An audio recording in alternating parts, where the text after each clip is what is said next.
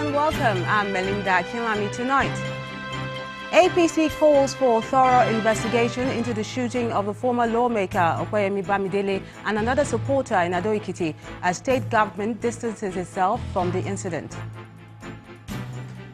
At least 12 people feared dead following an attack on mourners in Gire local government area of Adamawa state, as 15 others are reported killed by bandits in Zamfara state.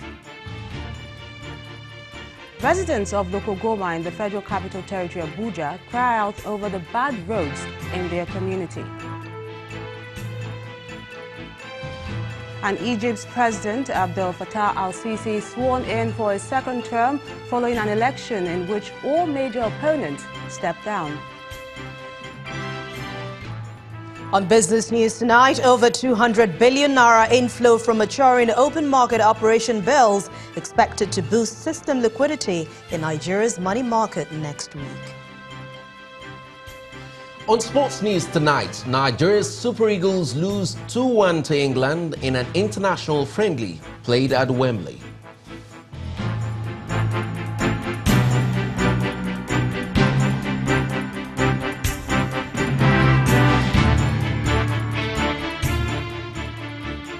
We begin tonight with the call for an investigation into the shooting of a former lawmaker, Okoyemi Bamidele, and another APC member during the flag-off of the Kayode Fayemi campaign rally in Ado-Ekiti, Ekiti State.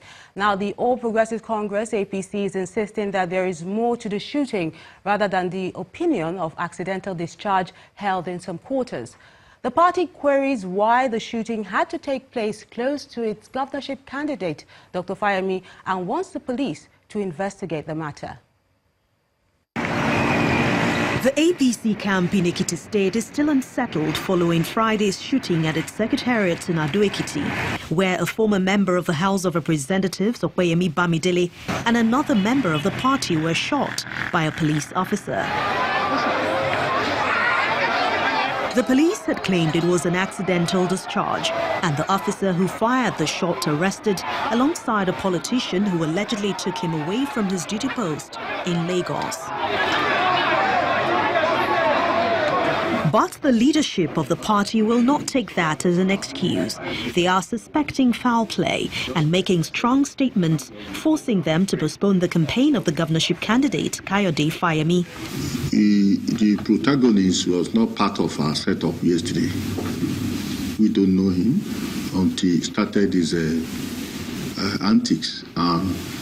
When you see policemen in uniform, you could only identify them with their names and their number. So anybody in uniform you believe is a policeman. And for that act to have happened and exhibited by a police officer calls for serious investigation. The ruling party in Ekiti State is also not comfortable with the insinuations that the state government may have a hand in the matter. The Special Assistant to the State Government and Public Communications, Larry Olayinka, speaks on behalf of the state government. We don't have hands in violence, and thank God that the police has come out to also clarify that the police officer that was involved in the shooting actually was brought from Lagos, from Pt.1 in particular, and that they've been trying to hide the identity of the person who brought him, and he was among the many armed policemen that they brought to Ekiti yesterday. The leaders of the APC say the victims are already recuperating, but they are not willing to let go of the matter and want concerned authorities to launch an investigation to avoid a repeat of such attacks, especially as July 14 election knocks on their doors. From politics to security matters now, at least 12 people have been reported dead in an ambush by suspected herdsmen on Kaling village in Adamawa state. The acting chairman of Gire local government area, Vincent Pesari, confirmed the incident to Channels Television. According to him, the attackers ambushed and opened fire on the villagers who were taking a body of a woman who had earlier been killed by bandits to the state police command. Efforts to reach the State Police Public Relations Officer, Othman Abubakar, proved abortive.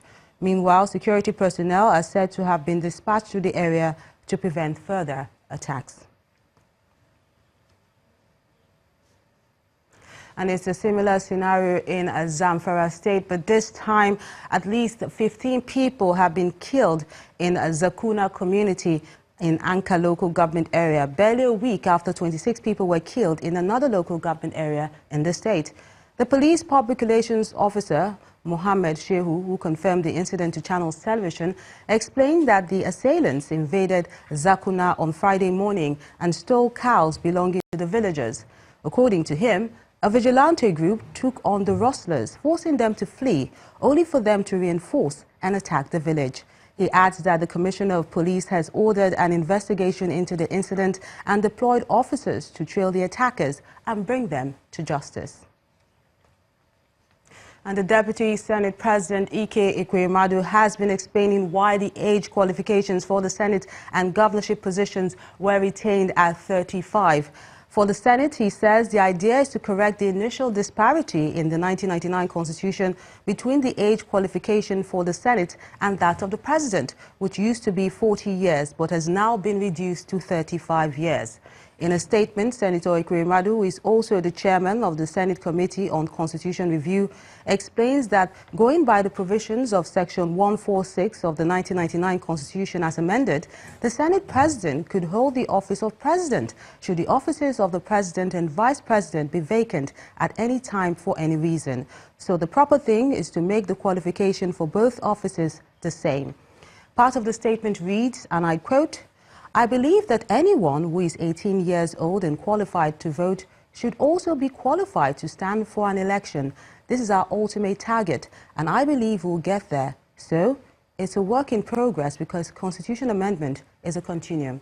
End of quote. He asked the youth to get more involved in politics and use their numbers to begin to influence party decisions and reforms that will complement the current mileage achieved through the Not Too Young to Run amendment.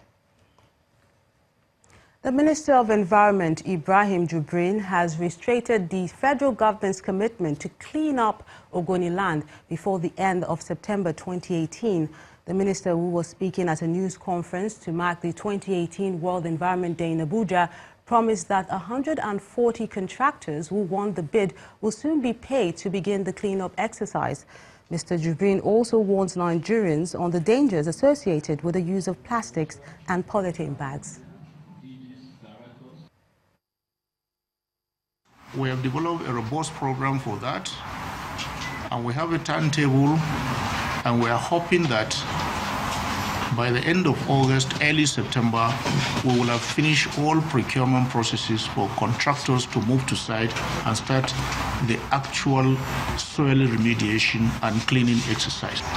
They are doing the analysis, which is completed now, and the preliminary figures is giving us a figure of about 140 that are pre-qualified.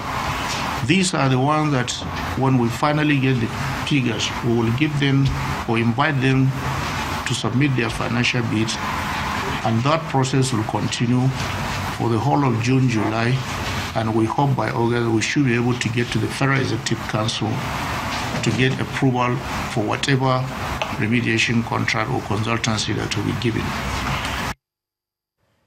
Last year, tragedy struck in Local Goma community, a suburb in the Federal Capital Territory, Abuja, when a man and two of his children died while trying to drive out of one of the estates. Their death was a result of bad roads and flooding from blocked drainage systems, especially when it rains. Our correspondent, Kayla Megwa, takes a look at the current situation in that community. This is the main entry point into Local Goma, a suburb in Nigeria's Federal Capital Territory. This road, according to the residents of the area, was constructed through communal efforts. Local Goma is home to over 30 estates, and the residents tell of their woes. Every now and then, we fix our cars, change our tires regularly, which is supposed to be like maybe 2-3 years thing, but we almost do it like almost on a monthly basis. When the rain comes down, it's very difficult for motorists to get through. Sometimes this first bridge overflows its bounds. Last time, there's this place close to Pengazin that we had similar problem, and I think a family, a man and his 2 children, were caught up in that water kind of thing like this. A knock came on the gate. This is the widow of the man who lost his life last year and that of 2 of his children while trying to drive out of the estate. A week after the incident, people were coming there to make survey. When you're passing, you will see people making survey. I don't know who sent them. And after that, they now placed block on that particular spot. The car fell into the canal. She literally must walk past the scene of the accident every day as she goes to her provision shop.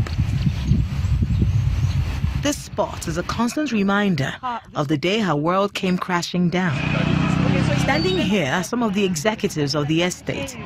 They say Local Goma has 3 main problems: blocked drains, unmotorable roads, and estate developers who have refused to keep to their part of the bargain. This road was done by the landlords living in this area: Penn City Estate, Sahara Estate, Basic Estate, Zube Estate, Fafu Estate, and Sunshine Estate. Local Goma is under the purview of the Federal Capital Development Authority.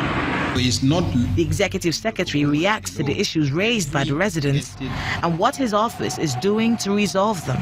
Local Goma is a mass housing estate. Their own developer that is supposed to provide the internal infrastructure, which is the road, water, and every connection within the estate, that is making the arrangement for them to engage a competent contractor that will do that. The one we are talking about is a palliative based on what has happened in the last rain incident. Every single access road we've been on since we got to Local Goma is nothing to write home about. In August of last year, a man and 2 of his children lost their lives because of a flooding in this area right behind me. The rains are here, and the residents of Local Goma are actually scared that there will be a repeat version of the tragedy of last year. Hopefully the government does something to ensure that this doesn't repeat itself and the citizens of Local Goma can drive safely to and from work. Kayla Megwa, Channels Television News. Now, the National Association of Resident Doctors has shelved the planned strike and given the federal government a 1-month ultimatum to meet their demands. Last September, members embarked on an indefinite strike to press government to honor past agreements on staff welfare, payment of arrears, and the terrible health facilities in government hospitals. The group also had earlier given an ultimatum, and it expired just when the Joint Health Workers Sectors Union announced the suspension of its own strike, which lasted for about a month. And in part 2, after the break, we conclude our assessment of 3 years of the Buhari administration tonight with a focus on the education sector. Please stay with us.